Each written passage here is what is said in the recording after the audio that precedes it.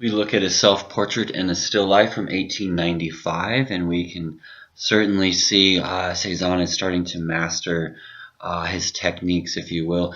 It's also important to remember that after the death of his father, he inherits the family estate, so he's not really as worried about money as he was. So a lot of the end of his career is paintings that he's very much doing for himself, free from the concerns of any real financial risk, if you will.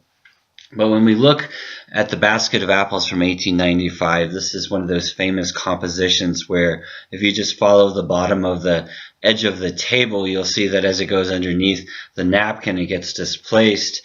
Again, Cezanne is composing according to what he thinks looks best in the scene, rather than what reality is offering him at this point.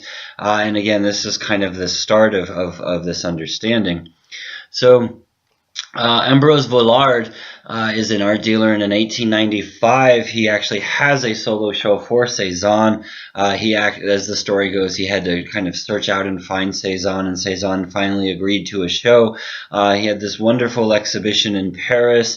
Everybody who was anybody in Paris at the time was there, including many very famous artists who bought his work. But of course, the one person that wasn't there was Paul Cezanne. He stayed in the South, never bothered to go to his own solo exhibition, and this in many ways actually just increased kind of the mystique of his character, made him even seem more distant and aloof from society. We have this portrait, and again we can see this kind of composition of planes in full effect in Villard's portrait from 1899.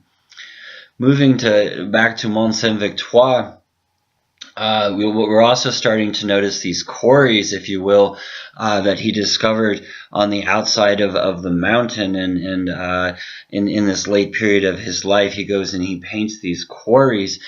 These quarries are wonderful because they have these planar edges to them, and if we think about what Cezanne was doing with his work, this type of geometry, this natural occurring geometry that you would find in these quarries, very much was a reinforcement of what he was actually doing with the composition itself, these planar flat areas. And again, when we look at the colors he's using, these natural tones that he would see out in the composition, it's a very beautiful blending of earth tones in comparison to the blue sky. We have orange and blue in somewhat contrast with each other there.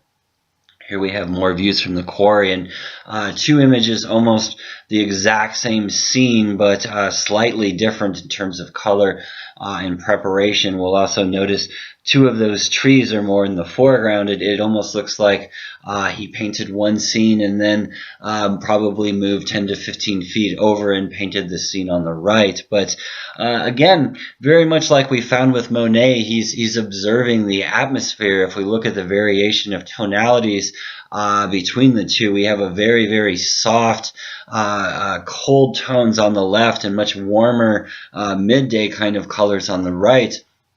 Again, we can see this fabulous geometry of the quarries themselves, these flat planes that would have been carved out as people carved out the stones for usage. And again, these flat planes would have reflected the light in wonderful ways and would have been perfect for his composition.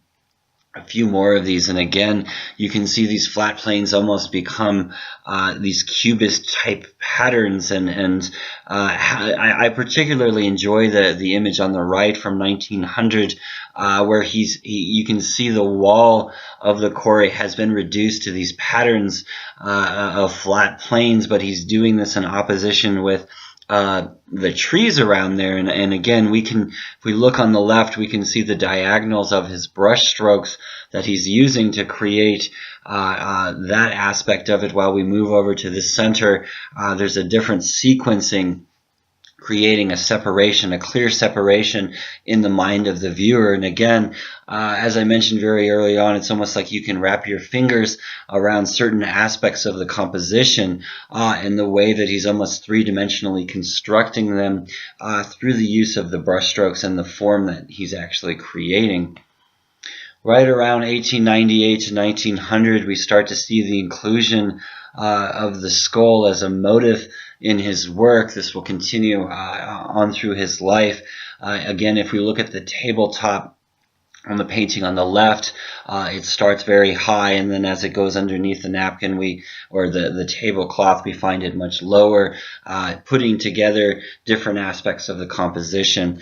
If you go to his studio, you can still see these stack of skulls, I'm told, to this day. But again, almost a reversion in some aspects back to the very first period of his art, where we have not this darker intensity of subject matter being a part of it, and this also plays on the classic type of vanity paintings that you would have from about a generation or two before, kind of showing fruit, vanitas paintings, if you will.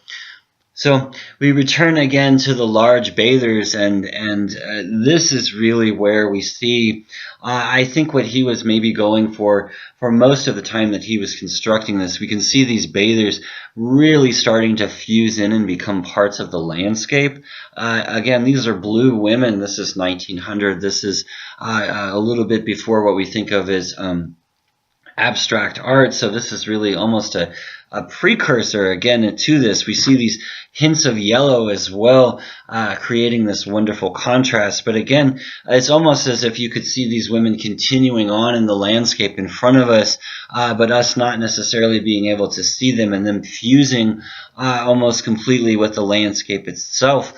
You look at how he's treating the trees and perhaps those clouds in the distance, and they're really not that far off from how he's treating the figures in terms of the foreground. We look again at a self-portrait from 1900, and just to put in opposition with a portrait of a seated peasant. And again, he kind of does this work towards the end of his life, where he does simple people that he might have seen around where he was working. When we look at the portrait, self-portrait with the Beret from 1900, this is really him bringing everything together again. He's leaving open areas on the canvas itself. It's not this intensity where he feels compelled to cover everything, but we still have these wonderful planes of color, especially when we look at his face. And again, we see this as the mastery of all of these techniques. When we look at the form of his body, it's almost an abstract mark rather than the formation of a man within a coat. We return to Mount Saint-Victoire around 1902, and it's also in 1902 that Émile Zola dies. They had not spoken to each other since Zola wrote the famous book, The Masterpiece, that pretty much was an insult to Cezanne personally, but he still was, I imagine, affected by this, and again, we see him kind of becoming more isolated. In 1903, he moves even further into an isolated studio. When we look at how he's painting Mount Saint-Victoire at this time, again, this is almost completely abstract. He's really forming things into patterns of color as much as anything. We also do need to remember that in 1890 he was diagnosed with diabetes, or we know he has diabetes from that point forward, I should say. And again, this might have affected his eyesight at this time, but personally, when we look at the mountain, I think of something different. Returning to the bathers from 1905, again, returning to this classical idea of the landscape, and we've even included a few other articles in the foreground. We can see a picnic basket and a few other implements. When we look at the woman on the far left and how her neck almost becomes a tree branch, again, this is this fusion that we really look for in the work of Cezanne. And as he looks at these bathers and reapproaches this canvas one more time, and these canvases become very, very large towards the end of his life, again, it's the fusion of the shapes, the idea of looking at the human body as a system of forms rather than as this individual object. And again, this is a separation from a lot of the thinking that we have before this time, where the human figure was the most important thing. Here we have really the last in the series from 1906, the large bathers. And again, a lot of people think of this as really the masterpiece of Cezanne.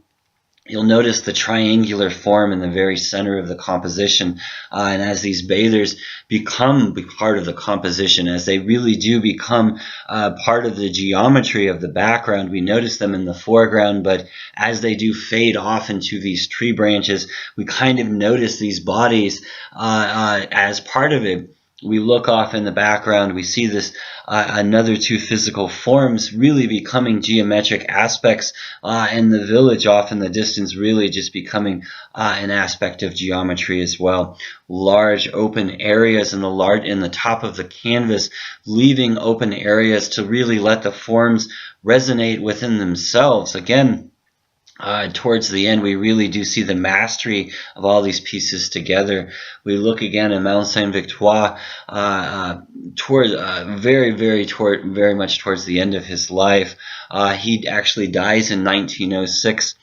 As the story goes, he is out painting, and he's caught in a rainstorm, and he's out there for several hours and catches a chill. Eventually, a person finds him with their laundry cart and kind of takes him back into town.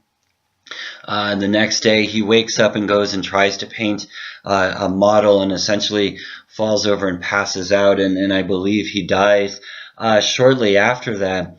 But again, when we look at this and we look at how far we've come in terms of art, and we look at the sky and we see these green patterns within the sky very much as we see within the landscape itself, this is really the mastery of Cezanne's craft. This is where we see the separation occurring between what we really have seen before and what comes after.